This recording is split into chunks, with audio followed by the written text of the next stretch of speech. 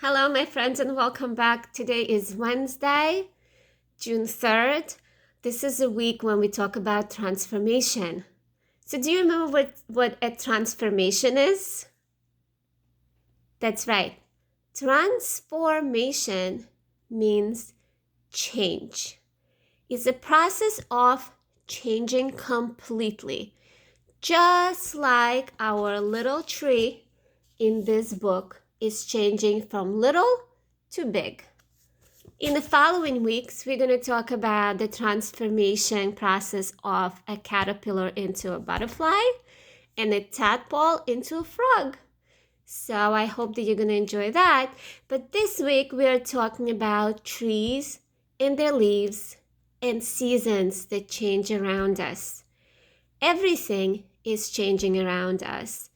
So now it's spring season. Actually, it's already summer. We're in the middle of transitioning, transforming our environment from spring to summer. In the spring, we get a lot of rain. And in the summer, we get a lot of sunshine. In the spring, we take long walks outside to enjoy the beautiful weather. And in the summer, we go to the beach and the pool. And we eat lots of ice cream because it's hot out. So that's how seasons transform. Now we have 4 seasons in a year, which are winter, spring, summer, and fall. And this book about the little tree is perfect because it speaks about 4 different seasons in the life of a tree. So let's read it swiftly so we could move along into our mini lessons and talk about what happens in the beginning, middle, and end of this story. So I want you to pay close attention to how the tree feels about what's happening around him and what happens to him in the beginning and then what continues to happening in the middle and what changes and happens in the end of this story. So this is A Little Tree by Loren.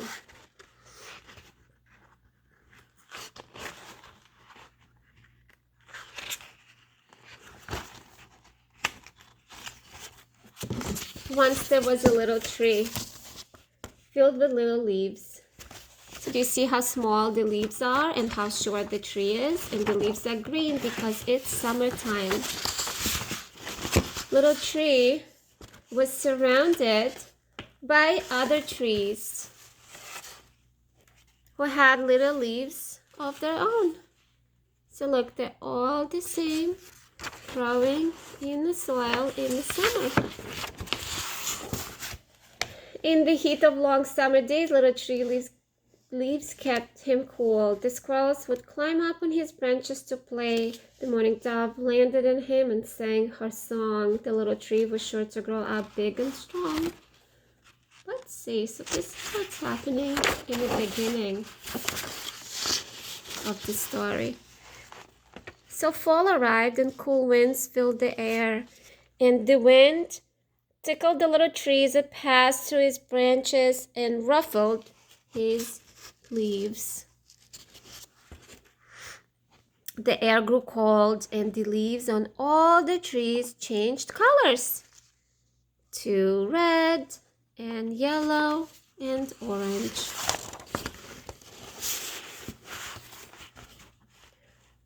Then, one by one, the trees began to drop their leaves.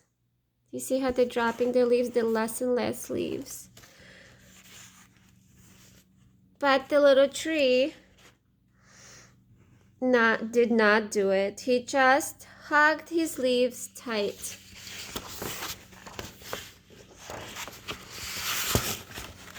Hello, little tree, said the squirrel. You're supposed to drop your leaves now. The little tree was unsure. What would he do without leaves? So how does he feel? How does the little tree feel? Yeah, he's a little sad. And I also think that he's a little scared to let go because he doesn't feel comfortable without the leaves. He might be cold, or he might be lonely or unsafe, and that's why he decides to keep its leaves. So this is how he feels in the beginning of the story. So winter came.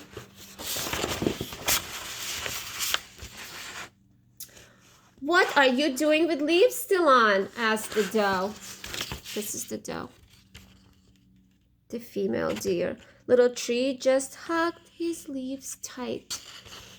So he's still very protective of his leaves. He doesn't want to let go. He feels scared to let go. The seasons continue to change,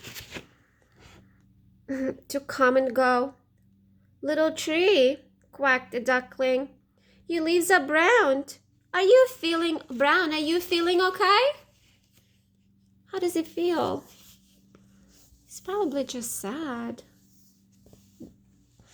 A fox said, little tree, it's fall. It's time for you to drop your leaves.